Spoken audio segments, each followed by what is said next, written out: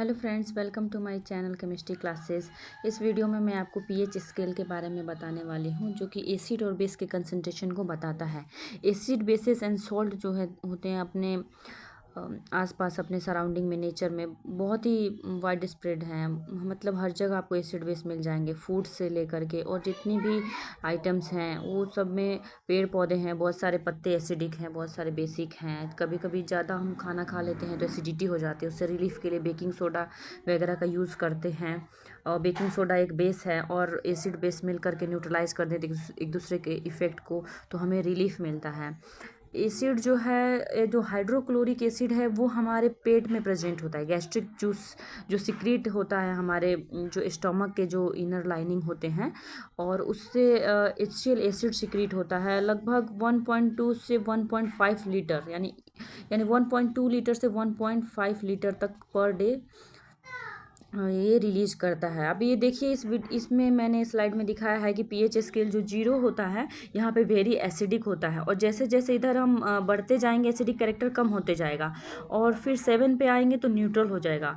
जो वाटर होता है उसको न्यूट्रल मानते हैं, क्योंकि उसमें H+ आयन और OH- आयन का कंसनट्रेशन दोनों में लगभग इक्वल होते हैं। और जैसे हम इधर 7 से आगे बढ़ेंगे, इधर 14 के तरफ, तो एल्कलिनिटी बढ़ेगी, यानी कि बेसिसिटी बढ़ेगी।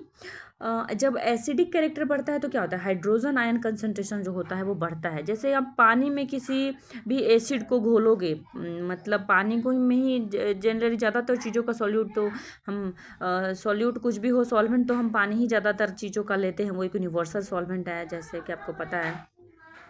तो उसमें हम एसिड को जब हम उसमें डालते हैं, तो जैसे 0 आएगा तो वो हायर एसिडिक होगा, 1 आएगा, 2 आएगा तो भी वो हायर एसिडिक सब्सटेंस रहेगा। देखिए, जब पीएच जब 7 से कम रहता है तो एसिडिक होता है, 7 पे है तो न्यूट्रल है, और 7 से ज़्यादा है यानी कि 14 है तो एल्कलिनिटी है। और एल्कलाइन का क्या होता है कि हम लिटमस पेपर से भी टेस्ट कर सकते हैं। जैसे कि हम लिटमस पेपर में डालते हैं, तो जब ब्लू लिटमस पेपर को डालेंगे एसिड में तो वो रेड कलर देगा, और रेड लिटमस पेपर को डालेंगे बेस में तो वो ब्लू कलर देगा। अगर हम ब्लू लिटमस पेपर को ही बेस में डालेंगे तो ब्लू कलर का है ये, तो ब्लू कलर देगा, तो वो हमें पता नहीं चलेगा। इसलिए हमें रेड लिटमस पेपर का वहाँ यूज़ करना होता है।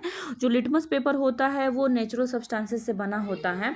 वो एक लीचिन, एक प्लांट होता है, उससे बना होता है। लीचिन एक पौधा है, उससे उसके एक्सट्रैक्ट से निकाल करके और पेपर में बनाते हैं, जो इंडिकेटर का काम करता है। और भी बहुत सारे नेचुरल इंडिकेटर्स हैं, और बहुत सारे सिंथेटिक इंडिकेटर्स भी हैं।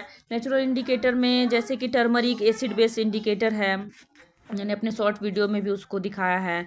और बेकिंग सोडा जो है बेस है।